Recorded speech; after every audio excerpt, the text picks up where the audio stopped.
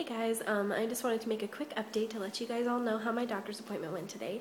So I went and saw my doctor this morning at around 11:15, and we just basically talked about the fact that I did not ovulate on Clomid and why, and we mildly discussed my blood work, but he was more interested in just talking to me about how I can get pregnant. Just really quick, you can see I'm sitting in front of my Christmas tree. Oh, real quick, before I get into that, look at my Christmas tree star. I don't know if you can see it. It is made of sticks. I'll actually pull it down. Oh, no I won't actually. It's nice and stuck up on my tree. But it's made of sticks, and I put a bunch of Christmas lights back there so that you can see a ball of light. And then I've got my little kid friend playing with Christmas balls. My little kid friend playing with Christmas balls. Okay, sorry. Excuse me, Zaza. Excuse me, Zaza. Sorry. So anyway, it was a good appointment. I had like clearly the shittiest day ever yesterday.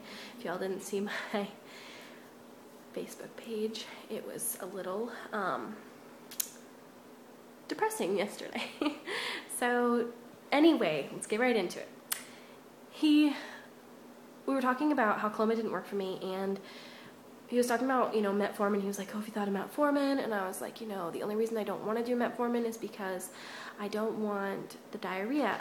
Because if you don't know, metformin apparently causes really, really, really, really, really explosively bad watery diarrhea. And, I'd really like to avoid that if I could. So, he was saying metformin can take like a good 6 months to start working fully enough in your body to help the insulin resistance. Obviously it helps soon, but he said, the reactions and things like that, he said, it can be stopping me from getting pregnant. But he said, you're not diabetic, so you don't need to worry about that. I was like, oh my God, thank you. So he said, do you want to try like 100 milligrams of Clomid? And I was like, well, we can do that. I don't know about like the efficacy of my drugs though, because they do expire in December, and I didn't know if maybe that was the reason why they weren't, making me ovulate or what. But he said, well, we could try Femera, and I was like, yes, please. Before he could even finish the sentence, I was like, yes, please, I would like to try Femera. And he was like, okay, well, so you want to do Femera? And he said, I think instead of starting you at the 2.5 milligrams once a day, I'm going to start you on 5 milligrams once a day. So I will be on like the double dose of it, but it goes up to 7.5. So I don't know why he wants to start me at that high a dose, but I'm totally fine with it because a lot of people have had great success with Femera, I don't know. If you guys don't know the difference between Femera and Clomid, the difference really is that side effect wise, I've heard that Clomid doesn't thin your uterine lining as much, and it doesn't create as much hostile cervical mucus. That is a tongue twister. And generally it works better than Clomid. That's what he said. And that's what I've read. I've read a lot about both because I've always wanted to get on Femera, but my RE did not want to put me on it. He was like, no, we'll just keep going with Clomid because it works for you. Well, it obviously doesn't work for me. Either that or the efficacy of the drug that I have is not good. So, yeah. As soon as I start my period, which we'll get to, I will be doing Femera cycle days 3 through 7. Before, I was doing Clomid cycle days 5 through 9. He said they have markedly better success with 3 through 7 than they do 5 through 9, Clomid or Femera. So I was like, well, if I didn't ovulate, am I going to get a period? And he was like, well, we'll give you one. So they gave me 2 shots in my hiney of progesterone. And let me tell you, my freaking ass, it's not really my ass more than it is like, I don't know if you can see, like the small of my back right here. Like this is my ass crack here. It's like the small of my back right here. On the sides, my love handles in the back. That is where they gave me the shot, and it didn't hurt when they were giving it to me. I was like, oh, that's it, and it's not bad at all. But holy shit, I was just peeing. I got up from peeing and I was like, it feels like somebody just like went to town punching my back. So that's that. And the grand finale of this doctor's appointment is we will be doing an IUI. So in the months of December, as soon as I get my period, which he said should be in the next week to 2 weeks, but I'm already feeling kind of crampy, and I'm on cycle day 25 today.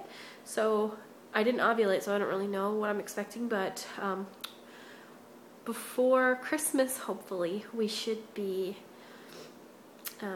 going in for an IUI. So I am so excited because not only am I getting to try Femera, which is like, I've always wanted to try it, even though Michelle said she had such shitty like side effects from it. She said she had super bad headaches and dizziness and stuff like that. But, you know, I'm willing to give it a try. So what I really want to know from my viewers is if you have taken Clomid versus Femera. Michelle already told me that she preferred Clomid, which great because Clomid sucks. But I've heard the other way around too. So do you have a preference? Do you have one that you like over the other? What were your symptoms? Please tell me your symptoms. Did you take it 3 through 7 or 5 through 9? Did you get pregnant? How many cycles of Femera did it take you to get pregnant? I want to know everything that there is to know about it because, like Clomid, I have done shitloads of research on because I was on it. Femera, I've just done like little bits, but I just want you to tell me what it was like for you. Sorry, it's Zach, and now I feel awkward vlogging. Please go away. Shut the door. You're gonna shut her in the door? Okay. He's like shutting my cat in the door. But yeah, so let me know everything of what it was like for you guys. I want to know.